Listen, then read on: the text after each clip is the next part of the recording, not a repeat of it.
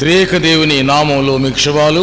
దేవుని సన్నిధిలో అద్భుతమైన ఆరాధన జరిగింది. నదిన మందు దైవజనులు, సేవకులు, కమిషనర్ గారు, అలాగే ప్రొఫెసర్ గారు, ఆనందరాజు గారు, జేమ్స్ సుధరయ్య గారు విశిష్టమైన స్ఫోటన సువార్త యొక్క విస్తరణ గురించి మాట్లాడుతూ, సువార్తలో మనం ఉన్నట్లయితే దాని గమనికలు మన జీవితంలో అవి దిక్చూచిగా ఉండాలని, సైన్ బోర్డుగా ఉండాలని, వాటిని పెట్టుకుని అలాగే ఉండడం కాదుక వాటిని మనలో ఉండి పంపిణీగా ఉండటానికి పిలుపునిచ్చారు. 2018 సంవత్సరంలో great awakening of call of gospel, సువార్తను విజృంభించడానికి కావాల్సిన విజయోత్సవం మన జీవితాల్లో ఉండాలని పిలుపునిచ్చారు. నేను అందరి మందు ఆరాధనలో అమూల్యమైన సందేశము, అమూల్యమైన ఆరాధన, అమూల్యమైన పాటలు మరి బిడ్డలందరూ పాడి గణపరిచారు. మన ప్రియమైన యాజకులు వారిని అభినందిస్తూ దేవుని సన్నిధిలో చదవబడిన వాక్య భాగంలో మన పెద్దలు, స్థానిక గురువులు, పెద్దలు కలిసి ఈ ఆరాధనలో పాల్గొని ప్రభు మహిమపరిచారు. అన్ని గ్రామాల్లో చాలా వరకు సువార్త ప్రకటించబడుతుంది. మన జీవితంతో పాటు వారిని కూడా దేవుడు ప్రభావితం చేశాడు. వారు పనులు మానుకొని కరోనా కూడా భయపడకుండా ఆరాధనకు వచ్చి వేల సంఖ్యలో ఊరేగింపు జరిగించి శిలువ యోధులుగా వారు ప్రపంచంలో ప్రకటించుకున్నారు. ఈ దిన ముందు మనం కూడా అందులో భాగస్వామైనట్లయితే మన ప్రభువు మనకిస్తున్న మాటలు జ్ఞాపం చేసుకుందాం. పత్రిక పాఠ్య భాగంలో 8వ అధ్యాయం, రోమా పత్రిక చాలా గొప్పది. 6-7 అధ్యాయాలు మనం చదివినప్పుడు మన జీవితంలో పాపం ఏలకుండా ఉండమని, దాసులుగా ఉండకుండా ఆత్మకు దాసుగా ఉండాలని, ఆత్మ ధోరణిలో అపోస్తలుడైన పౌలు క్రైస్తవ సంఘానికి ఇచ్చిన ప్రాముఖ్యమైన సందేశం రోమాపత్రిక. ఈ ప్రపంచాన్ని మార్చివేసింది రోమాపత్రిక. నీతిమంతుడు విశ్వాసములుగా జీవిస్తాడు. A rock founded on the rock of Christ.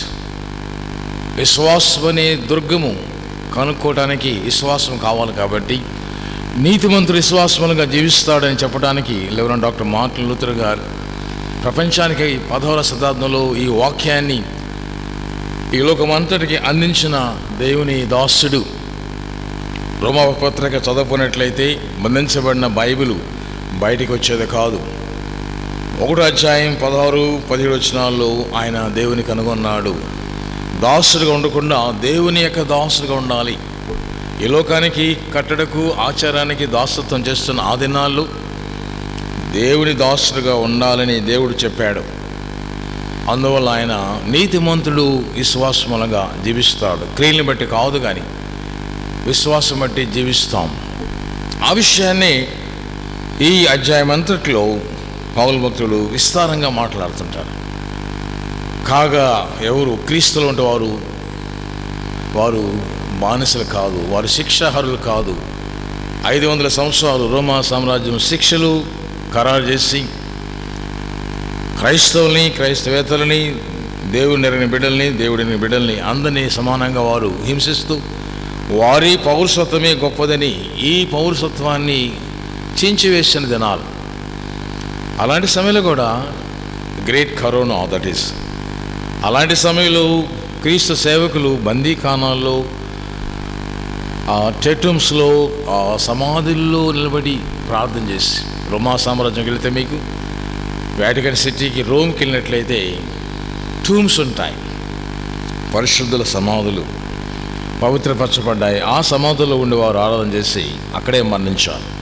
సింహాలు తిని మరణించారు, మంటల్లో మరణించారు. మరి ఒక హింసం కాదు, ఎన్ని రకాలైతే ప్రపంచంలో cruelty, they are the emperors in cruelty. హింసించట్లో చక్రవర్తుల వారు, హింసా ధోరణ వారిలో ఉంది. అంటే క్రూరత్వం నుండి, గాస్పుల్ని, క్రియల నుండి, క్రైమ్ నుండి క్రీస్తు వైపు నడిపించిన సంఘటనలు ఈ గ్రంథంలో రాయబడ్డాయి. అలాంటి రోమా పత్రికల్లో మనం ఉన్నట్లయితే how cruel we are and how crazy we are.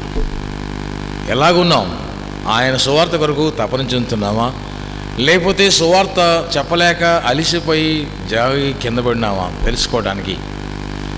Awakening call to rise your evangelism. సువార్తను పెంచడానికి ప్రభువు నన్ను పంపాడు కాబట్టి ఆ పంపకంలో మనం ఎలాగున్నామో తెలుసుకోవడానికి ఒక ప్రదేశం ఉంది, ఒక స్థలం ఉంది, ఒక పేరుంది, ఒక భవిష్యత్తు ఉంది.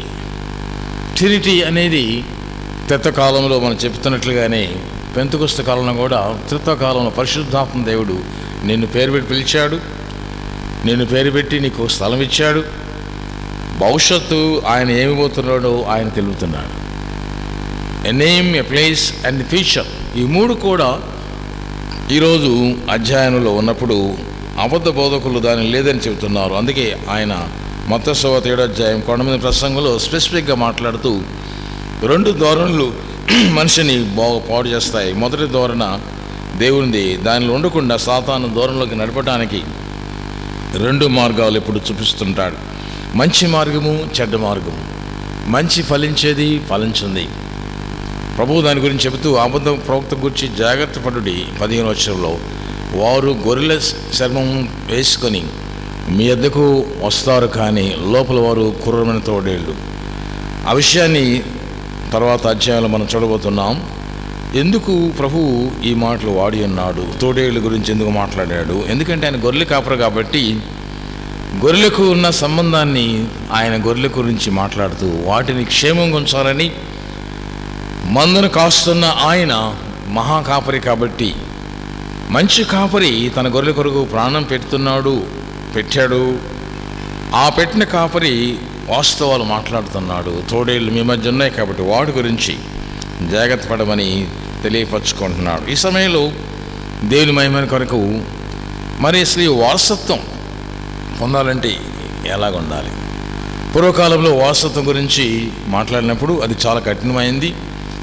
ఒకరు వారసులుగా మార్చబడటానికి ఎన్నో పరీక్షలు పెట్టి వారిని అడాప్ట్ చేసుకునే దత్తపుత్రత్వం గురించి, క్రీస్తు యొక్క అడాప్షన్ గురించి, మనం ఆయనను ప్రేమిస్తున్నాం మనం కాబట్టి ఆయన మన కొరకు ఇచ్చిన ఆ యొక్క దత్తపుత్రత్వం ఏమైనది, అమ్మ ఫాదరు అని చెప్పి మాట్లాడిన మాటలు రాయబడ్డాయి. లోతైన అనుభవాన్ని మనం తీసుకోవడానికి వెళ్ళబోతున్నాం. ప్రభు చెప్తున్న మాటలు మనం గమనించినట్లయితే ఆయన బిడ్డగా ఒకరు ఆయన జీవితంలో మనం వెళ్ళటానికి మనం చేసే ప్రమాణాలు ఎలా ఉన్నాయి? ఒక కుమారుని తీసుకోవాలంటే, ఒక కుమార్తెని తీసుకోవాలంటే గవర్నమెంట్ వారు చాలా రూల్స్ని పరిపాలనలో అమలు పరుస్తూ ఉంటారు. వాటన్నిటిని ఒప్పుకున్న తర్వాత, సాయం చేసిన తర్వాత వారిని బిడ్డలకు అప్పచెప్తుంటారు తల్లిదండ్రులుగా. అలాంటి సమయంలో ఒక బిడ్డని ఒకరు తీసుకున్నప్పుడు ఆ బిడ్డను ఇంటికి రమ్మనడానికి ఆ తల్లిదండ్రులు పడిన బాధ మనం చెప్పక తప్పదు. ప్రభు కూడా తన ఇంటికి రమ్మని మనం పిలుస్తున్నప్పుడు మనం ఎలాగ వెళ్ళబోతున్నాం? 16వ వచనం చదువుకుందాం. మనము దేవుని పిల్లమని ఆత్మ తానే మన ఆత్మతో కూడా సాక్ష్యమిస్తున్నాడు. మనం పిల్లలమైతే వారసులం, అనగా దేవుని వారసులం. క్రీస్తు కూడా మహిమ పొందుటకు ఆయనతో శ్రమపడిన ఎడల క్రీస్తు తోడి వారసులం. ఈ మాటలు మనల్ని చాలా బలవంతంగా మారుస్తున్నాయి. అడాప్టెడ్ విషయాన్ని గురించి తెలియపరుచుకున్నప్పుడు ఒక తీవ్రమైన ప్రవేశం, ఒకరి ఇంట్లోకి ఒకరు రావటానికి, ఒకరి గృహంలోకి ఇంకొకరు రావటానికి, ఒకరి వంశం నుండి ఇంకొకరు రావటానికి, ఒక దేశం నుండి ఇంకొక దేశస్తులు వారి ఇంట్లో రావటానికి, అన్ని బౌండరీస్ని దాటి అడాప్షన్లో ముందుకెళ్తున్నప్పుడు దానిలో లోతైన అనుభవాలు. రోమా సిటిజన్షిప్లో ఉన్న రోమీడిగా మాట్లాడుతున్నాడు. ఆయన క్రీస్తు వారసుడిగా ఇప్పుడు మాట్లాడుతున్నాడు. అతడు బానిసగా లేడు, కానీ క్రీస్తు బానిసగా, క్రీస్తు ఖైదీగా ఉన్నాను కాబట్టి నా పౌరసత్వాన్ని నేను వదులుకుంటున్నాను. నా విద్యను, నా పౌరసత్వాన్ని పెంటగాయించుకున్నాను. ఎందుకంటే క్రీస్తులో పాలి భాగస్థులై క్రీస్తు యొక్క రక్తంలో కడగబడిన తర్వాత నా పౌరసత్వానికి అతీతమైన ఆయన ఉన్నతమైన ఆయన ఎటర్నిటీ, నిత్యత్వాన్ని నాకు ఉచితంగా అందించాడు. కాబట్టి ఆ యొక్క అడాప్షన్లో ప్రొఫౌండ్ ఆ నేము, నాకు ఒక పేరు, నాకు ఒక స్థలము, నాకు ఒక భవిష్యత్తు నా ప్రభు నాకు ఇస్తున్నాడని ఆయన ఈ మాటలు మాట్లాడుతున్నాడు. అయితే ఈ భవిష్యత్తులో ఎవరిది ఈ భవిష్యత్తు? ఎవరిస్తున్నారు? దేవుని వారసులం, heirs of God, family of God. దేవుని కుటుంబంలోకి మనము ఈ యొక్క పుత్రత్వాన్ని స్వీకరిస్తున్నాం కాబట్టి మన పేరు మారుతుంది, మన ఊరు మారుతుంది, మన భవిష్యత్తు మారుతుంది. అబ్రహాంకి ప్రభు చెప్పిన మాట అదే, నీ ఊరు, నీ పేరు, నీ భవిష్యత్తు అన్నీ విడిచిరా. 12వ ఆదికాండంలో leave your name, place and property and follow me. The same principle ప్రభు అపోస్తలుడైన పౌలుతో, ఆయన పౌరుషత్వాన్ని గొప్పదే, రోమీల పౌరుషత్వం ప్రపంచంలో గొప్పది. ఆ మాట అన్నందుకు ఆయన్ని సరసాలు వేయకుండా, ఆయన్ని వాదించకుండా ఆయన విడుదల చేశారు. అనేక ప్రదేశాల్లో, మహాసభల్లో ఆయన మాట్లాడిన మాటలు మనం చూస్తూ ఉన్నాం. ప్రభు మనకి బహుమతిగా ఇస్తున్నాడు కాబట్టి మనకు వేరొకరు ఇవ్వకుండా ఆయన ద్వారాగానే, ఆయన నుండే ప్రవేశం, ద్వారము ద్వార పాలకుడు ఆయన కాబట్టి ఆయన ఇస్తున్న బర్త్ రైట్, ఆ గిఫ్ట్ డీడ్ని మనం చూజ్ చేసుకోవడానికి, అది మనం పూర్తిగా అర్థం చేసుకోవడానికి విత్ క్రైస్ట్, క్రీస్తులో ఉన్నవారికి అది సాధ్యం. ప్రభువా అని ప్రతివాడు క్రీస్తువాది కాదు. ఆ వాది నుండి క్రీస్తువాదిగా ఉండటానికి ఆయన చిత్తాన్ని మనం మీద వేసుకొని ప్రయాణం చేయాలి. పౌలు భక్తుడు ఈ మాటని వాడుతున్నాడు. We have not received a spirit of slavery. బానిసత్వపు పిలుపుని బట్టి, బానిసత్వపు ఆ సంఖ్యలను బట్టి మనము బానిసలుగా ఉండటానికి పిలువబడలేదు, కానీ ఆయన ఇస్తున్న స్పిరిట్ ఆఫ్ అడాప్షన్, ఆత్మలో దత్తపుత్రత్వాన్ని పొందటానికి ఆయన మనల్ని ఉద్దేశపూర్వకంగా మాట్లాడుతున్నాడు. దేవుని వాక్యంలో రాయబడిన మాటలు మనం చూస్తే బర్త్ రైట్ ఎలాగొస్తుంది? అబ్రహాం కుమారుడు ఇస్సాకు, ఇస్సాకు కుమారుడు యాకోబు, యాకోబు 12 మంది కుమారులు వారి ఆస్తిని పంచుకున్నప్పుడు ప్రపంచమంతని కూడా దేవుడు వారి ద్వారా దీవించి ఆ గోత్రాలను, 12 గోత్రాలను ఏర్పాటు చేసి 12 మంది శిష్యులను ఏర్పాటు చేసి పరలోక పట్టణంలో ఆయన మహాసభను ఏర్పాటు చేసినప్పుడు అక్కడ గొర్రెపిల్ల దేవుడు అందరినీ ఆహ్వానిస్తున్నాడు. ఆయన అందరికీ ప్రభు కాబట్టి ఏ ఒక్కరు కూడా ఇష్టం లేదు కాబట్టి ప్రతివారు ఆయన రాజ్యంలో ఉండాలని త్రియేక దేవుని యొక్క ప్రణాళిక, ఉద్దేశపూర్వక ప్రణాళిక కాబట్టి ఇది it is not accidental, it is not oriental, it is a religious holiness. పరిశుద్ధమైన పిలుపులో ఆయన మనల్ని ఉద్దేశపూర్వకంగా మనల్ని చర్య తీసుకొని ఆయన తన యొక్క శిష్టాన్ని మన కొరకు కొలిచి ఇస్తున్న ఆ గొప్ప భాగ్యాన్ని ఈరోజు మనం తీసుకోవాలి. ఒక తల్లి 2 బిడ్డల్ని దత్త తీసుకుంది. వారు రష్యా నుండి వస్తున్నారు. ఆ 2 బిడ్డలు ఎయిర్పోర్ట్లోకి దిగిన తర్వాత ఆ 2 కుమారులు ఒక ఇంట్లో పుట్టలేదు, విడిగా పుట్టారు. వారిద్దరు కూడా ఒకరు చూసి ఆర్ దే బ్రదర్స్, వాళ్ళిద్దరు అన్నదమ్ములు అని అడుగుతున్నప్పుడు ఆమె చెప్పింది ఎస్ అని చెబుతుంది. మళ్ళా ఎయిర్పోర్ట్ నుంచి ఇంటికి వెళ్తున్న తర్వాత ఇంకొకరు అడిగారు. అప్పుడు చెప్పింది ఇంతకుముందు వారు బ్రదర్స్ కాదు, కానీ ఇప్పుడు క్రీస్తులో వారిద్దరు బ్రదర్స్. వారిద్దరు కూడా ఒకే కుటుంబం వస్తున్నారు, ఒకే కుటుంబం ఉండబోతున్నారు, ఒకే కుటుంబంలో వారు పెరగబోతున్నారు, ఒకే పేరుతో వారు జీవించబోతున్నారు. ఆ ఇద్దరు కూడా yes, now they are really brothers. వారిద్దరు దూరంగా ఉన్నారు, కానీ ఇప్పుడు దగ్గరగా ప్రభు రక్తంతో మనల్ని కూడా ప్రభు వారు దూరస్థ మనల్ని దగ్గరగా చేస్తున్నాడు. కాబట్టి రోమాపత్రికలో ఉన్న సిస్టర్స్కి, బ్రదర్స్కి, బానిసలకు, బానిసలు కాని వారికి, క్రీస్తులో ఉన్నవారికి, క్రీస్తులో లేని వారికి కూడా బోధించి ఆయన ఈ సహోదరత్వాన్ని మన కొరకు పంచి ఉన్నాడు. సమానులు ఎవరు? ప్రభు పాటలో సహోదరత్వాన్ని పంచాడు ప్రభువారు. దీనికి ఎవరు సమానం లేరు. ఎలాగ పంచేది? ఆయన పంచిన ప్రేమ, ఇచ్చిన ఆయన ఇష్టము మరి ఎవరు ఇవ్వలేరు. కాబట్టి ఆ దేవునికి వందనాలు చెల్లిస్తూ ఆయన సమానత్వాన్ని, సార్వభౌమత్వాన్ని 2 కూడా మనకు అందించాడు. దీనివల్ల we are born from the heaven. పరలోక పట్టణానికి వెళ్ళే అర్హతను మనం పొంది ఉన్నాం. 3వ అధ్యాయం యోహాను సువార్తలో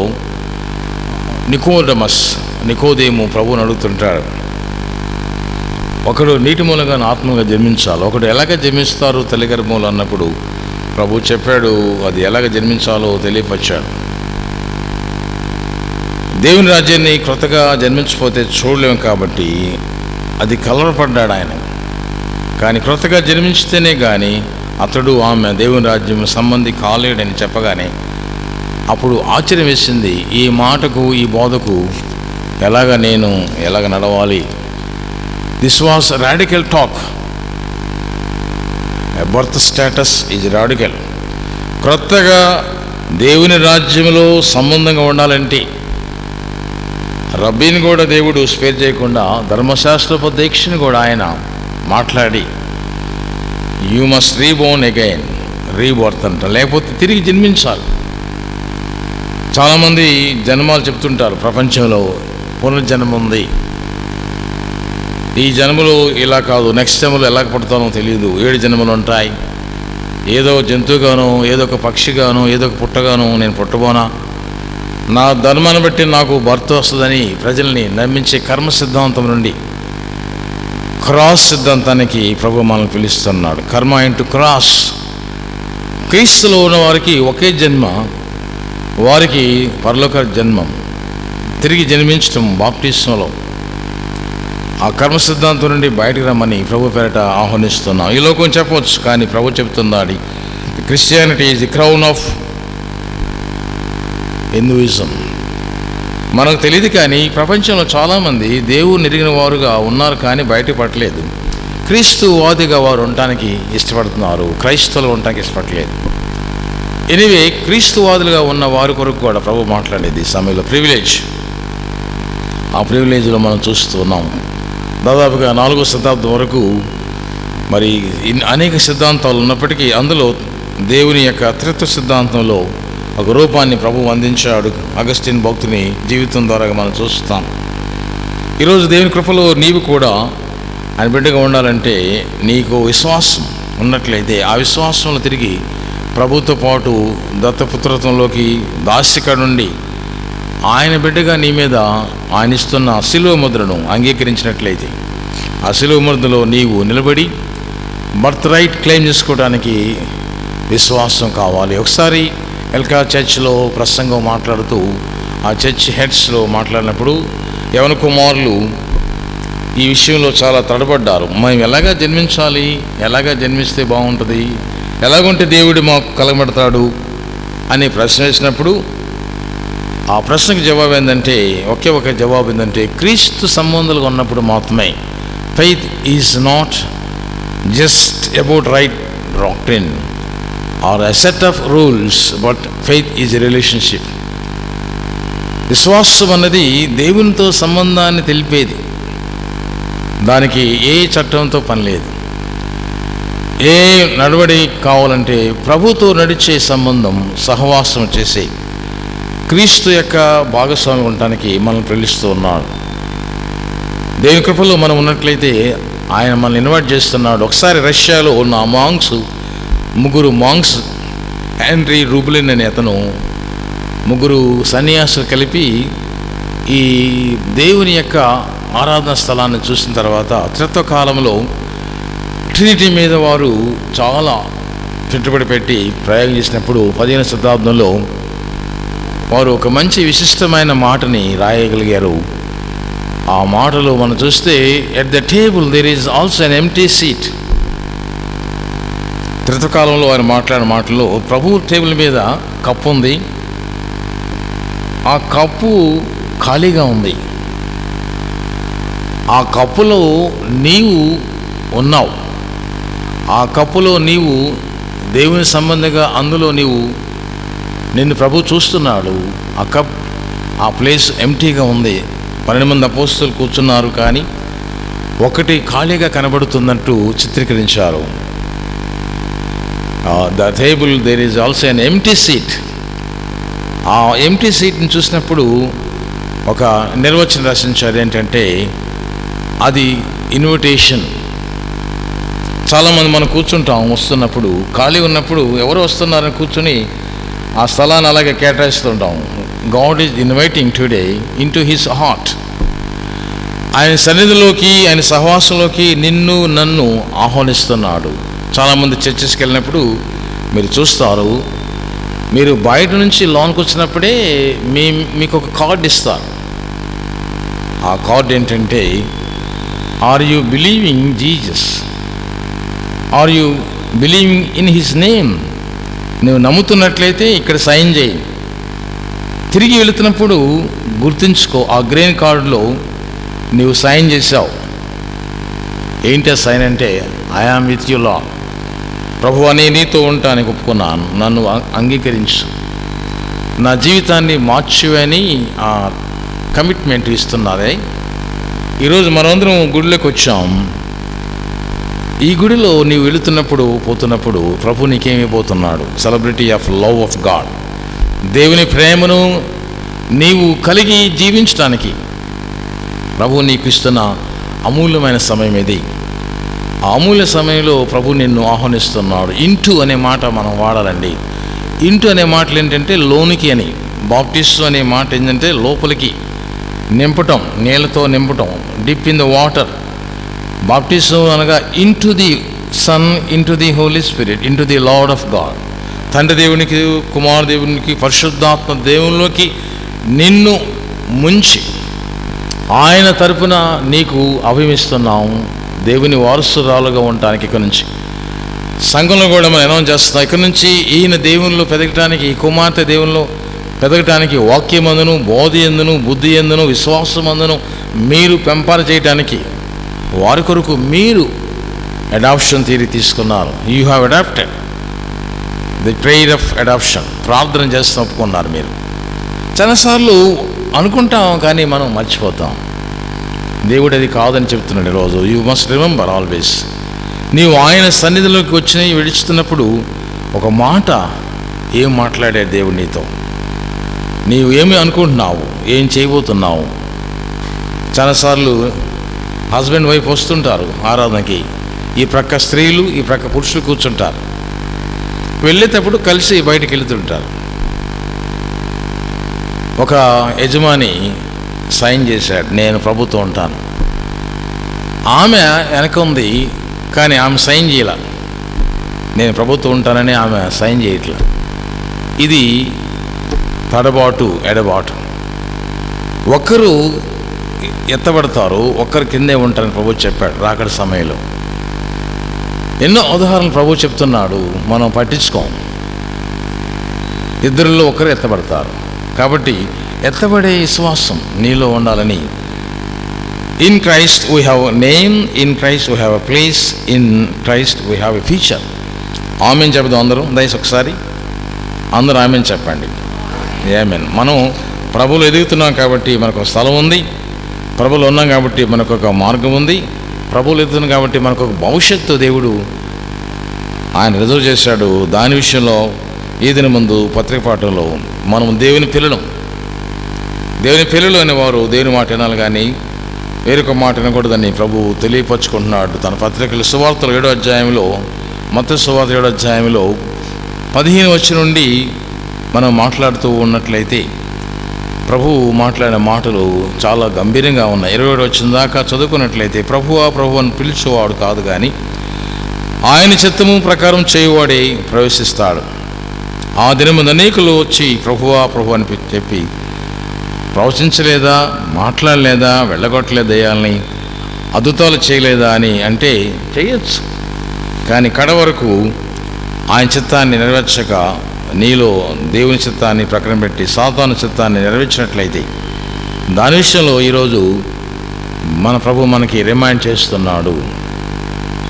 దేవుని కార్యాలు మనం చూడాలంటే ఇది ఆలోచించాలి.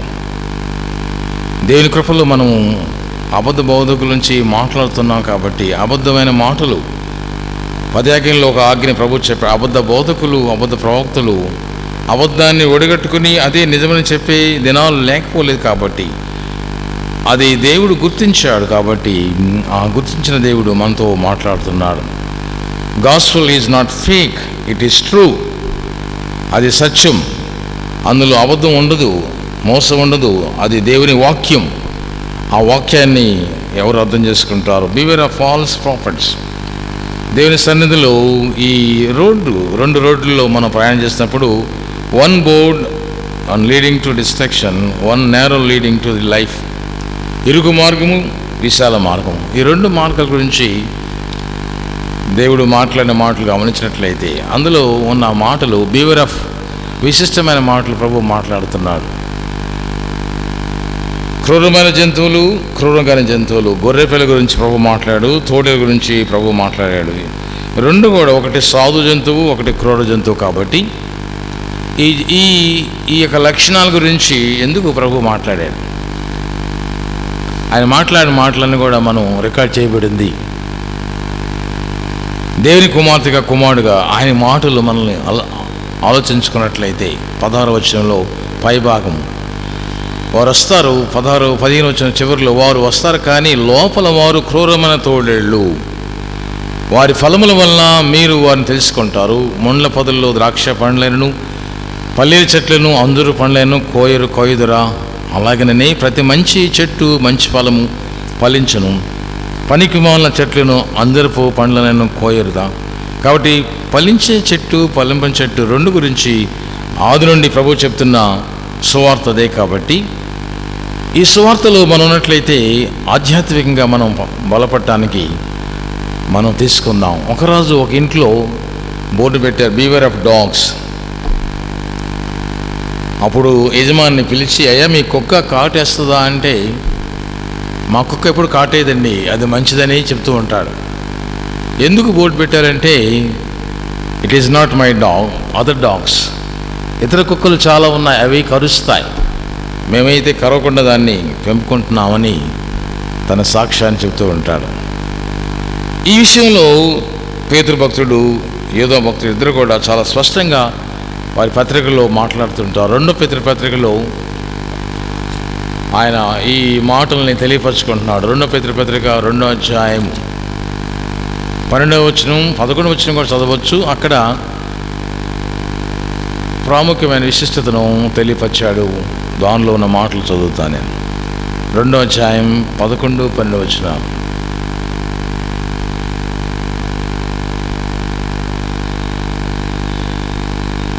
దేవుని కృపలో ఇది అర్థం చేసుకోవాలి. దేవుని మహిమ కొరకు మనం మన జీవితాలని ఆయన కొరకు వాడుకోవాలి. కానీ అది నిరాశగా ఉండకుండా, వికరించబడకుండా ఈ కింద భాగం అంతా బిలాం గురించి, అవంతికుల గురించి ఆయన మాట్లాడుతూ సరైన మార్గం ఎలాగ ఉండాలి, తినని మార్గం గురించి ఆయన ఒక్కాడిస్తూ, దేవుని కృపలో మనము దేవుని మహిమ కొరకు ఎలాగ మాట్లాడాలి, ఎలాంటి స్వభావం ధరించి ఉండాలి, ఏ స్వభావంలో మనం ఉండవాలి. వారైతే పట్టబడి చంపటకి స్వభావసిద్ధంగా పుట్టిన వివేకశూన్యులకు మృగములే ఉండి మృగాల వల్ల ఉంటారు. వారు తమకు తెలియని విషయములను గూర్చి దూషిస్తూ తమ దుష్ప్రవర్తనకు ప్రతిఫలంగా హాని అనుభవించుచు తాము చేయు నాశనంతోనే తామే నాశనం పొందుతారు. ఇది క్రీస్తుని ఎరగిన వారి గురించి ఆయన మాట్లాడుతున్నాడు. క్రీస్తు ఎరిగిన వారు ఏం చేయాలి, మరి ఎలాగ నడవాలో ఆ గుణగణాలను పేతురు స్పష్టంగా మాట్లాడుతున్నాడు. యోధా పత్రికలో కూడా ఆ విషయాన్ని యోధా భక్తుడు మాట్లాడుతుంటాడు. చదువుకుందాం దయచేసి ఒక్కసారి. యోధా పత్రికలో 10వ వచనం చదువుకుందాం. వీరైతే తాము గ్రహింపని విషయాల గురించి దూషించేవారై వివేకశూన్యులకు మృగం వలె వేటిని స్వాభావికంగా ఎరుగుదురో వాటి వల్ల తమను తాము నాశనము చేసుకుంటున్నారు. అయ్యో వారికి శ్రమ, వారు కయ్య నడిచిన మార్గం నడిచిరి, బహుమానం పొందవలసిన బిలాము నడిచిన తప్పు త్రోవలో ఆతురుగా పరిగెత్తిరి, కొరవ చేసినట్లు తిరస్కారము చేసి నశించారు.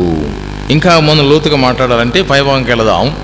పైభాగంలో ఆయన ఆ 2 పట్టణాల గురించి మాట్లాడతాడు. సొదొమ గొర్రె పట్టణంతో 7వ వచనంలో, ఆ ప్రకారంగానే సొదొమ గొర్రెలను వాటి చుట్టుపట్ల ఉన్న పట్టణములు వీరి వలని వ్యభిచారం చేయొచ్చు, పరిశరీరానుసారులైన నిత్యాజ్ఞ దండన అనుభవించచ్చు దృష్టాంతంగా ఉంచబడ్డాడు.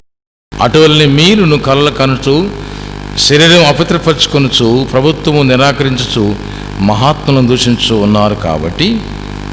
మళ్ళీ అక్కడికి వెళ్ళిపోయి ప్రధాన దూత అయిన మిఖాయిలతో ఆయన మాట్లాడిన మాటలు. అయితే ప్రధాన దూత అయిన మిఖాయిలు సైతం అపవాదితో వాదించచ్చు మోషే యొక్క శరీరం గూర్చి తర్కించినప్పుడు ఏం చేశాడు దూత?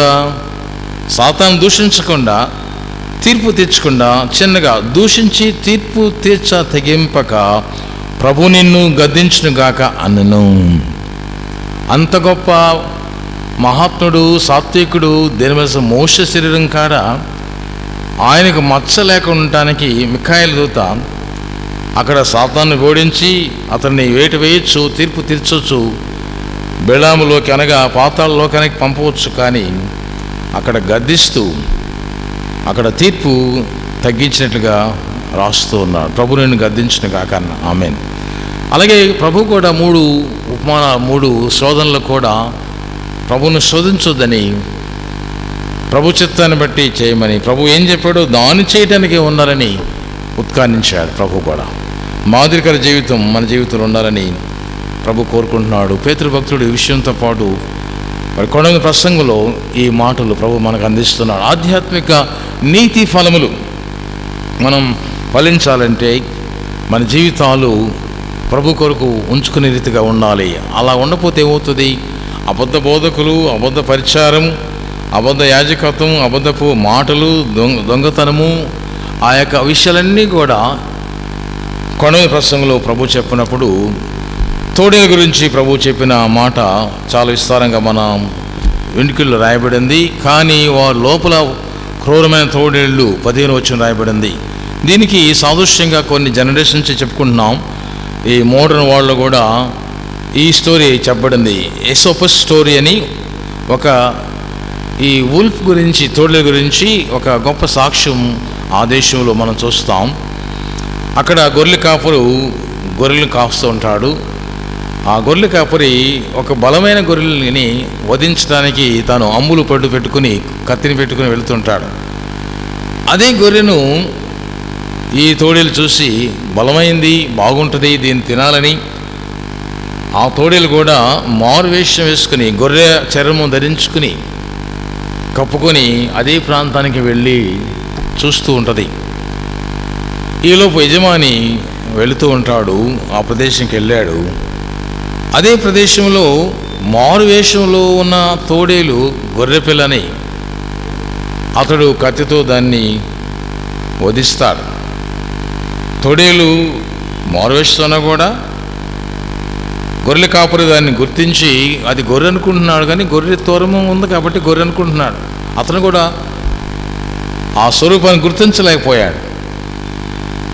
మరి గొర్రెల కాపరే గుర్తించలేకపోతే నిజమైన ఈ జీవితంలో మోసం చేసే ప్రతి వారిని ఎలాగా మనం గుర్తించాలి? ఆయన బోధలో మోసం ఉంది. ఆయన బోధలో చాలామంది పాపపు జీవితాన్ని తెలియపరుచుకుంటున్నారు. ప్రపంచంలో చాలా వరకు అలాంటి బోధ సాతాను ప్రారంభించాడు. దాన్ని గ్రీక్లో రావెనస్ అంటే హెర్పెక్స్ అనే మాట నుంచి చూస్తే స్విండ్లర్స్, వితర్కాన్ని కలిగి విపరీతమైన ఆకలి. ఏంటి ఆకలి ఏంటంటే వంచనైన ఆకలి కలిగి రావందులాగా తయారయ్యి సంఘాలను పాడు చేసే పాపపు జీవితం లేకపోలేదు.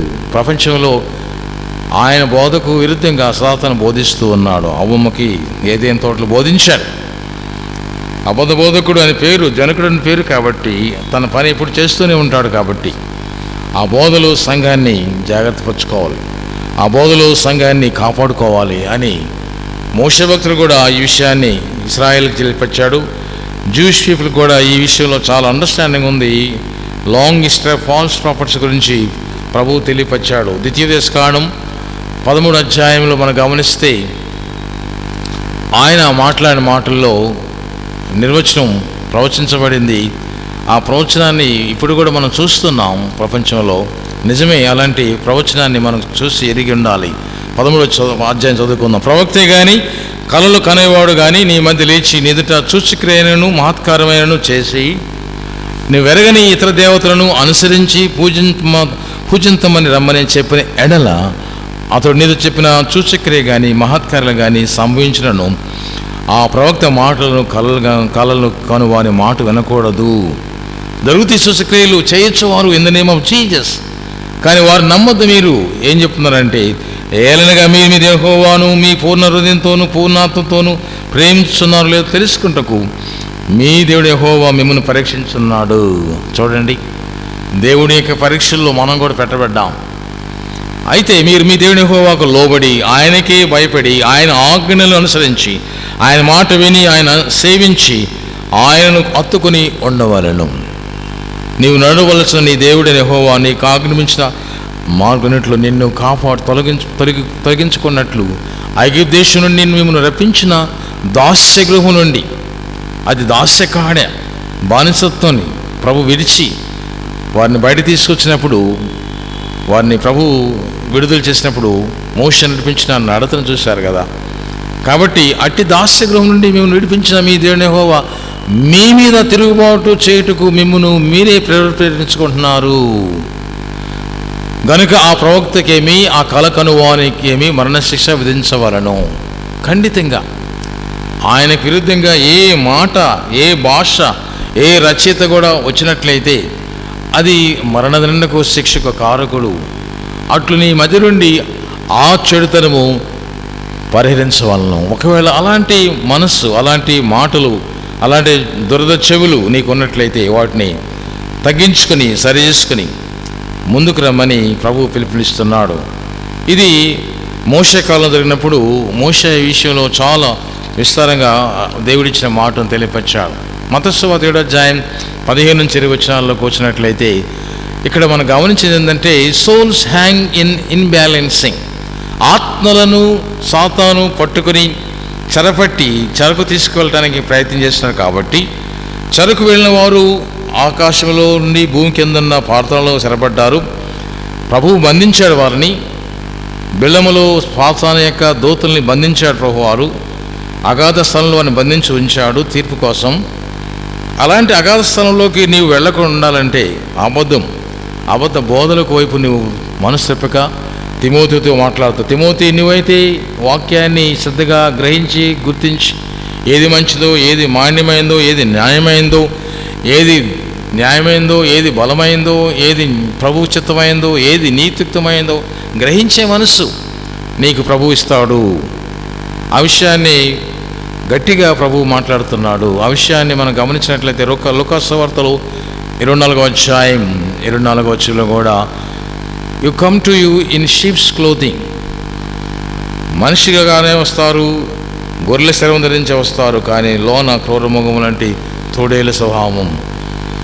ఈ విషయాన్ని మళ్ళా దేవుడు తెలియపరచుకున్నాడు. దాదాపుగా క్రీస్తు శకం 5వ శతాబ్దం వరకు ప్రభు యొక్క సువార్తని చాలామంది అక్కడిగా వాడుకున్నారు. వారి స్వప్రయోజనం కోసం సిద్ధాంతాలు తయారు చేశారు. వారి మనుగడ కోసం దేవునిని ప్రక్కన పెట్టేశారు. అందువల్ల 5 శతాబ్దాల వరకు కూడా చీకటి పరిపాలన జరిగింది.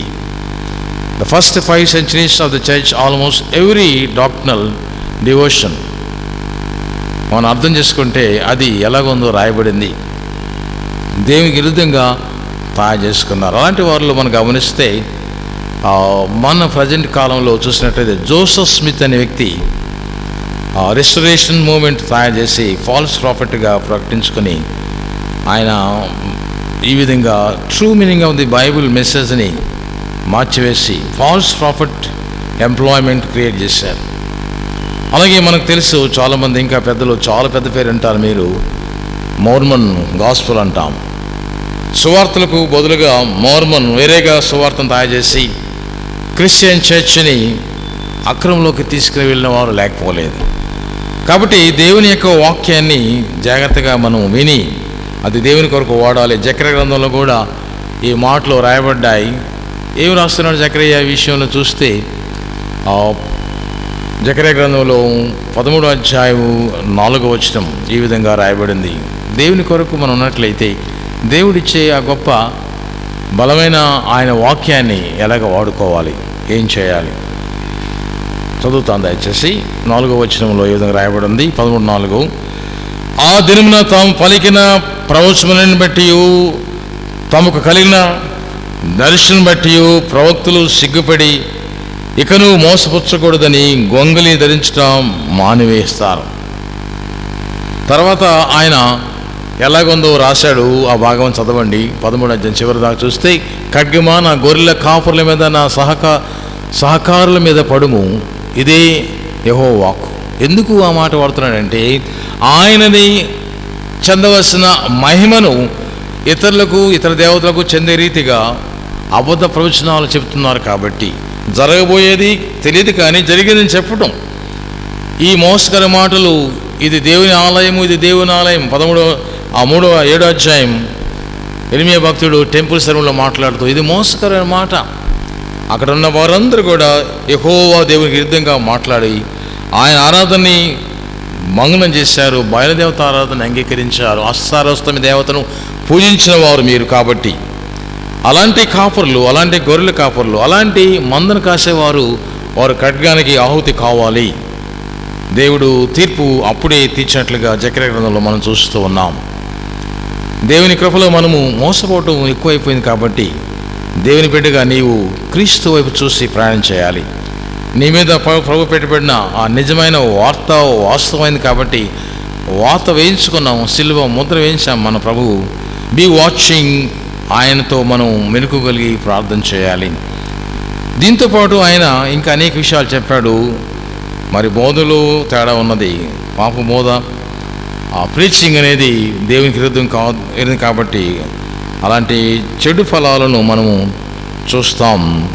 ఒక ఫలము ఒక చెట్టు మీద ఎట్లా ఉంటుందో ప్రభు చెప్పాడు. ఏ చెట్టుకి ఏం ఫలం రావాలో తెలుసు కాబట్టి, అలాగే ప్రతి మంచి చెట్టు మంచి ఫలములు ఫలిస్తాయి.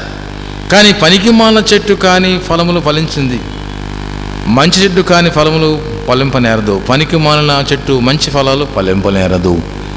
ఈ రెండింటికి వ్యత్యాసం ఉంది కాబట్టి దానిలో నీవు ఏ వృక్షంలో ఉన్నావు, జీవవృక్ష ఫలాలు అనిపిస్తున్నట్లయితే ఆయన నదిలో నీవు ఈదుతూ స్పిరిచువల్ లెవెల్లో క్రాస్ బేరింగ్, సిలువను మోస్తున్నప్పుడు 4 లెవెల్లు చెప్పాం. హెస్కేలు గ్రంథంలో 47వ అధ్యాయంలో కింద నుంచి పై వరకు ప్రభువులో మునిగినట్లయితే ఆ మునుపు, ఆ కుమ్మరింపు ఆత్మ యొక్క బలమైన ఆ యొక్క సువార్త యొక్క పరిశుద్ధత నిన్ను ఆవరించినప్పుడు నువ్వు తప్పుడు బోధలకు వెళ్ళలేవు. తప్పుడు బోధలు నువ్వు అంగీకరించవు, వాటిని ఖండిస్తావు. బుద్ధి చెప్పడానికి వాక్యాన్ని చదువుకు ఉండాలి, వాక్యంలో ఎదగాలి.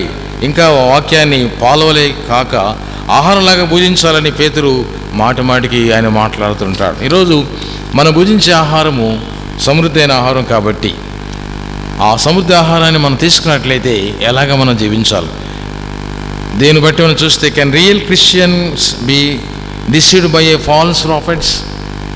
చాలాసార్లు మనం తడబడుతుంటాం. ఏది వాస్తవమో, ఎప్పుడు ప్రభు మనల్ని వాస్తవం నడిపించాలని ఆత్మ నడుపు సత్యంలోనికి ఇప్పుడే. The profile of A falls preaching is not good. అది బైబిల్లో ప్రభు చెప్పినట్లుగాని అంత్యకాలమందు ప్రభువులు ఉంటారు. అనేక మంది నేనే ప్రభు అని చెప్పి రాక తప్పదు, వస్తారు. అలాంటి వారు ఎంతమందో వచ్చారు. మరి ముఖ్యంగా చూస్తే మోర్మన్ మనం చూస్తే ద స్పిరిట్ ఆఫ్ లూసిఫర్, అపవాది యొక్క ఆలోచనతో అతడు బుక్ తయారు చేశాడు. ప్రెటెండెడ్ ఏ రైచస్ క్యారెక్టర్ని పోగొట్టుకోవడానికి ప్రయత్నం చేస్తున్న మన జీవితం నీతిమత్వంగా ఉండాలని ప్రభు కోరుకుంటున్నాడు. విశ్వాసులు భూమి మీద కనుగొంటారని ప్రభు చెప్పాడు. అందువల్ల promote of A falls system రాకుండా ఉండటానికి రక్షణలో నీవు నిలబడాలి. ఆ రక్షణ అనేది నీకు ప్రభు ఇచ్చాడు కాబట్టి లోకం మారుతున్నప్పుడు కూడా అందులో నీవు మార్పు చెందకుండా ఉండాలని ప్రయత్నం చేయాలి.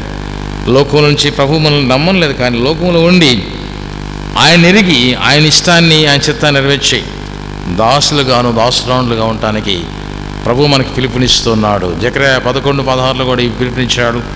2 పేతురు పత్రిక 3:16 ఈ పిలుపునిచ్చాడు.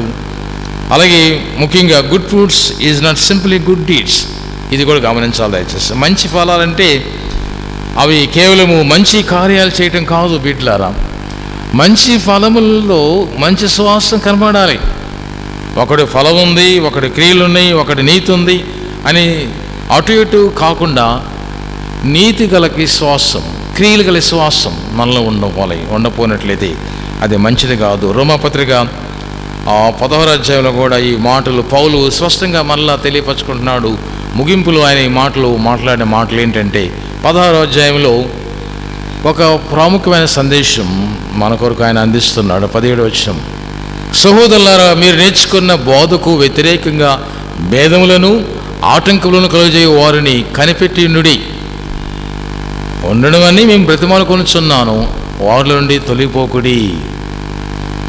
బ్రతిమాలుకుంటున్నాడు. మనల్ని పాడు చేయడానికి సాతాను అనేక మందిని లేవనెత్తాడు. అయితే దాన్ని మీరు వెంటాడొద్దేసి వాటి వెనకుండా క్రీస్తు వైపే ఉండాలి. ఆ మాటల్లో తెలియపరుచుకుంటూ ముగింపులో అపోస్తల కార్యంలో కూడా ఆయన మాట్లాడుతున్న మాటలు బలంగా మనం చూడవచ్చు. సంఘాన్ని ప్రభువు యొక్క బోధలోను శిక్షలో పెంచే విధంగా మనం ఉన్నాం. 20వ అధ్యాయం చదువుకుందాం. కడపటి చివరి ప్రయాణంలో అపోస్తలుడైన పౌలు సంఘాన్ని హెచ్చించిన మాటలు రాయబడ్డాయి. అది గొప్పది. ఎంతగా రాశాడంటే ముందుగా ఊహించి రాశాడా పరిశుద్ధాత్మ దేవుడు ఆయనతో మాట్లాడిన మాటలు. 29వ చదువుకుందాం. 20వ అధ్యాయం 29వ వచనంలో ఈ మాటలు రాయబడ్డాయి. నేను వెళ్ళిపోయిన తర్వాత క్రూరమైన తోడేళ్ళు మీలో ప్రవేశించునని నాకు తెలియను, వారు మందును కనికరింపరు. మందును కనికరించరు కానీ మందును పాడు చేస్తుంటారు, మందును వారు చీల్చివేస్తుంటారు, విభేదాలు సృష్టిస్తుంటారు. ఈ మతము, ఈ ప్రాంతము, ఆ ప్రాంతం, ఈ అధికారి ఈ ధోరణిలో సంఘాలు చిన్నభిన్నవుతున్నాయి. ఆ ధోరణిని సాతాను మనకు అందిస్తుంటాడు. డెల్టా వారని, గుంటూరు వారని, గోదావరిని ఎన్నో మాటలు మన సంఘాలు వింటున్నాం. విభేదాలు క్రియేట్ చేస్తుంటారు. సినెట్స్లో కూడా ఈ సినెట్ నుంచి ఆ సినెడు, ఆ సినెట్ నుంచి ఇంకో సినెడు, అన్ని సినెట్లు కూడా ఒకే యాంబులంలో AELC. కానీ ఒక్కొక్క సినెట్ నుంచి ఇంకొక సినెట్కి వారి మీద కోపం రేపుతాడు సాతాను. ఇవన్నీ మందులో మనం చూస్తున్నాం. కాబట్టి దేవుని కృపకి అప్పచెప్పాడు మనల్ని ప్రభువారు. ఎందుకంటే ఆయన రాసిన మాటల్లో 28వ వచనం, దేవుడు తన స్వరతమేసి సంపాదించిన తన సంఘమును కాయటకు పరిశుద్ధాత్మ మిమ్మను దేనియందు అధ్యక్షులుగా ఉంచెను, ఆ యావత్తు మందును గూర్చి మీ మట్టుకు మిమ్మను గూర్చి జాగ్రత్తగా ఉండండి. చాలాసార్లు అది అందరికీ, ఎస్పెషల్గా మాకు, మందును కాస్తున్న మాకు ఈ విషయాల్లో మాదిరిగా ఉండమని ప్రభు మనల్ని పిలుస్తున్నాడు. నాయకత్వంలో ప్రభు నాయకత్వం చేయాలి. కాబట్టి ఆ నాయకత్వంలో మన అనే భేదం ఉండకుండా, ఏ భేదములు అందరూ పాపం చేసేవారం కాబట్టి, ఆయన రూపంలో మనం ఉన్నాం కాబట్టి ఆయన సన్నిధిలో మనము తగు జాగ్రత్త తీసుకుని మన జీవితాలు ప్రభు కొరకు అంకితం చేసుకునే సమయం ఆసనమైంది. దీన్ని బట్టి మనం చూసినట్లయితే మనము ఎలాగుండాలి, ఎలాగుంటే బాగుంటుంది అనే విషయాన్ని రోమపత్రికలో 6వ అధ్యాయం 7వ అధ్యాయం మరి 6వ అధ్యాయం 19వ వచనంలో కూడా గత వారం చదువుకున్నప్పుడు క్రీస్తుకు మనం అప్పగించుకోవటం 6:19 చూస్తే ఎలాగుండాలి, మనం క్రీస్తుకు అప్పగించుకోవారుగా ఉండాలి. అప్పగించుకోవటం అంటే total surrender to the lord, దేవుని కొరకు అర్పించుకునే తనంతో ఉండాలి. 7వ అధ్యాయం 21-22 వచ్చినా కూడా శాంక్టిఫికేషన్, పరిశుద్ధమైనది. Struggle unbeliever will become the believer. అపవాది నుండి బయట అపనమ్మకం ఉన్న అవిశ్వాసి ఇంకొకసారి అవిశ్వాసం నుండి అవిశ్వాసిగా మార్చడానికి, ఒక పాపిని మీరు రక్షిస్తే అగ్నిలో నుండి అతన్ని కాపాడినట్లు కాబట్టి, ఒక పాపి మారు మనసు పొంది పరలోక పట్టణంలో ఎంతో ఆనందిస్తామని ప్రభు చెప్పిన ఉపమానం బట్టి నీతిమంతులుగానే ఉన్నాం. కానీ అనీతిమంతుల కొరకు, పాపుల కొరకు మన నీతిని వాడమని ప్రభువు జ్ఞాపం చేసుకున్నారు. ఒకవేళ ధర్మశాస్త్రం జవాబు సరిగా ఇవ్వకపోవచ్చు, కానీ 8వ అధ్యాయంలో ప్రతి శ్వాసకి ఒక సంబంధాన్ని ప్రభువు కలిపాడు. అది విశ్వాస సంబంధం. విశ్వాసి ఎంపిక ఏమైంది, ఎలాగ ఎంచుకోవాలి? విశ్వాసం అన్నట్లయితే తప్పనిసరిగా బిలీవర్స్ చాయిస్ అన్నారు. బోర్డు పెడతాం చాలాసార్లు, ఇట్స్ యువర్ చాయిస్. ఇప్పుడు మీరు వాడుకోవడానికి ఇది మంచి సమయాన్ని క్యాప్షన్స్ పెడుతుంటాం. Now it is a good choice to believe. ఎంచుకునే సమయం. దేవుడు మనకు కాపరి కాబట్టి ఆయన ఎంచుకోవాల్సిన బాధ్యత. Choose the believer's choice. ఈ విషయాన్ని పౌలు విస్తారంగా ఈ సమయంలో మనతో మాట్లాడి అన్నాడు. దీన్ని బట్టి చూస్తే లార్డ్షిప్, ప్రభువుగా ప్రభువు మనల్ని కుమార్తెలుగా స్నేహితులుగా మనం పిలుస్తున్నాడు. మన జీవితంలో ఆయన బలమైన సాధనంగా వాడుకుంటున్నాడు. Beware of the false prophets. అబద్ధ బోధకులు ఉంటారు, కానీ ఇంత ఘోరంగా ఉంటారనేది మనం చూస్తే చరిత్ర రాయబడింది. ఆ చరిత్రలో ట్రాజడీ జరిగింది ఒకసారి. అది జిమ్ జోన్స్ అనే వ్యక్తి పాస్టర్గా పనిచేస్తున్నాడు. శాన్ ఫ్రాన్సిస్కో సిటీలో పీపుల్స్ టెంపుల్ అని ఆరాధన స్థలం పెట్టాడు. మెయిన్ లైన్ చర్చెస్ అందరినీ లాక్కుని పోయాడు. ఆరాధన జరుగుతున్నాయి. కొన్ని దినాల తర్వాత సడన్గా ఒకరోజు 20th సెంచరీలో ఆ ఊర్లో ఆ చర్చి మూసివేశారు. దానికి కారణం ఏంటని అంటే, ఆయన జిమ్ జోన్స్ చెప్పిన మాట అంటే ఇన్స్పైర్ చేసి ఆయన సెలబ్రిటీస్ని తయారు చేశాడు. సెలబ్రిటీస్ని చర్చిలో తీసుకొచ్చాడు. అలాగే ప్రెస్ని, మీడియాని చర్చికి వాడాడు. ఫాల్స్ ప్రాఫిట్లో వ్యాపారం చేస్తూ మొదలుపెట్టాడు.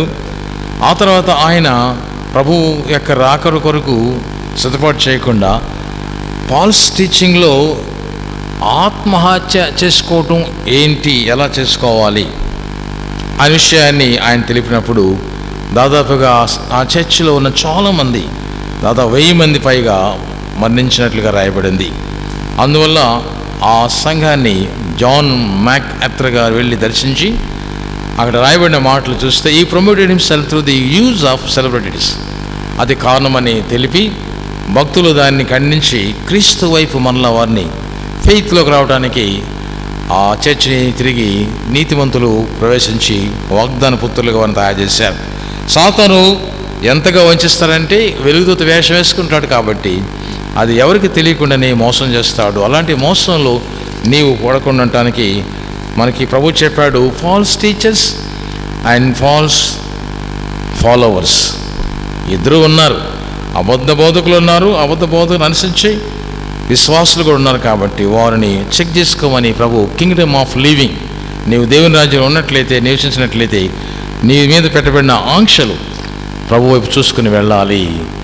అది నీకున్న విశ్వాసము. నిన్ను ప్రభు పిలిచాడు, నన్ను పిలిచాడు. నా జీవితంలో ప్రభు ఇస్తున్న గొప్ప ఆజ్ఞ శిరసవం చేయడానికి ముందుకెళదాం. దేవుని కృపలో ఉన్నట్లయితే మనం ఆయన మన కొరకు మరణించాడు అది చెప్పాలి, మన కొరకు రక్షణ ఇచ్చాడు చెప్పాలి, మనల్ని ప్రేమించాడు చెప్పాలి, మన కొరకు తన ప్రాణం పెట్టాడు చెప్పాలి, ఆయన మనల్ని తీర్పులో పోకుండా ఆయన మన కొరకు తీర్పు తెరచబడ్డాడు చెప్పాలి. ఇదంతా సువార్తలో ప్రభు మనకిస్తున్న గొప్ప ఆదర్శమైన మెట్టు. కాబట్టి ఇటు ఆదర్శమైన శక్తిమంతులుగా మనం ముందుకెళ్ళడానికి ప్రభు మనం కోరుకుంటున్నాడు. అందుకే ఒక ప్రశ్న చివరిలో వేస్తూ, సోల్ రెవల్యూషన్, ఆత్మల యొక్క విప్లవాత్మకమైన జీవితం మనం వెళుతున్నాం కాబట్టి ఆ ఎక్స్పీరియన్స్ మనం తీసుకోవడానికి మనం ఉపవాస ప్రార్థన చేయాలి, రక్షణ దినం ప్రకటించాలి. ఇప్పుడే ఉపవాస ప్రార్థన ప్రకటించమని ఏవేలు చెప్పినట్లుగా చెప్పి ప్రార్థనలో ముందుకెళ్ళాలి. సంవత్సరం అంతట్లో కూడా ఒకవేళ అలాంటి బలహీనతలు ఉన్నట్లయితే వాటిని పారదోలి ప్రభు వైపు తిరిగి ప్రార్థించే శక్తివంతులు ఉండటానికి మన ప్రభు అడుగు. అందుకని do not just say that Jesus is your Lord, but make sure is your Lord. ప్రభువు అని చెప్పుకోవచ్చు, కానీ నిజంగా నీకు ప్రభువుగా ఉన్నాడా? పేతురుని ప్రభువు అడిగాడు, నిజంగా నన్ను ప్రేమిస్తున్నావా? Yes Lord, I'm loving you, I like you, నేను ప్రేమిస్తున్నాను, నేను ప్రేమిస్తున్నానని 3 సార్లు అడిగి జవాబు తీసుకున్నాడు.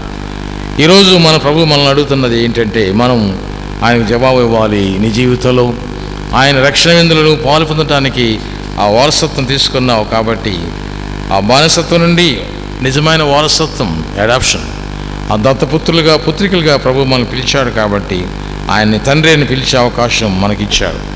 అలా పిలిచేవారు ఉన్నట్లయితే ఒక వ్యక్తి మాట్లాడే మాట చెప్పి ముగిస్తాను. బ్యార్లెట్ అనే వ్యక్తి మాట్లాడుతూ, when I see it is, I am brought back to think about this passage. ఈ 7వ అధ్యాయం అంతా చదివిన తర్వాత, ఈ జీసస్ ఈజ్ మై లార్డ్, యేసే నా ప్రభువేనా లేక ఒట్టిగా ప్రభు అంటున్నాను అంటే ఆయన మాట్లాడిన మాట, in what I am doing he is the Lord of my life. నేను చెప్పేది, విన్నది, కన్నది నా జీవితంలో ఆయనే నాకు ప్రభు. అందుకని ప్రభువా అని సంబోధన చేసినట్లు ఈరోజు నీ ప్రభువు, నీ రక్షకుడు, నీ దేవుడు నీతో మాట్లాడి ఉన్నాడు. కాబట్టి నీ వెళ్ళే ప్రయాణంలో తోడైన దేవుడు, నిన్ను కాపాడువాడు కొనుక్కోడు. కాబట్టి ఆయన కుమార్తెగా, ఆయన కుమారులుగా నీవు నిలబడి ప్రార్థన చేద్దాం. ప్రభువా, ఈ సమయంలో నీవు నన్ను నడిపించు తండ్రి, నన్ను నీ వైపు నడిపించి నన్ను నీ కొరకు వాడుకో ప్రభువా. నీలో ఉండి నేను ఫలించాలి తండ్రి, నీకు దూరంగా ఉండి ఫలించలేని ప్రభువా. నీ బిడ్డగా నన్ను ఒక్కసారి కరుణించు తండ్రిని మన పాప జీవితంలో ఒకసారి మనం ప్రభువుని ఆహ్వానించుకుందాం. మన హృదయాలు తెరిచి, లూదియా తూతెర పట్టణస్థాలు హృదయం తెరిచి వాక్యం ఉంది, ఆమె వాక్యాన్ని హత్తుకున్నట్టుగా రాయబడింది.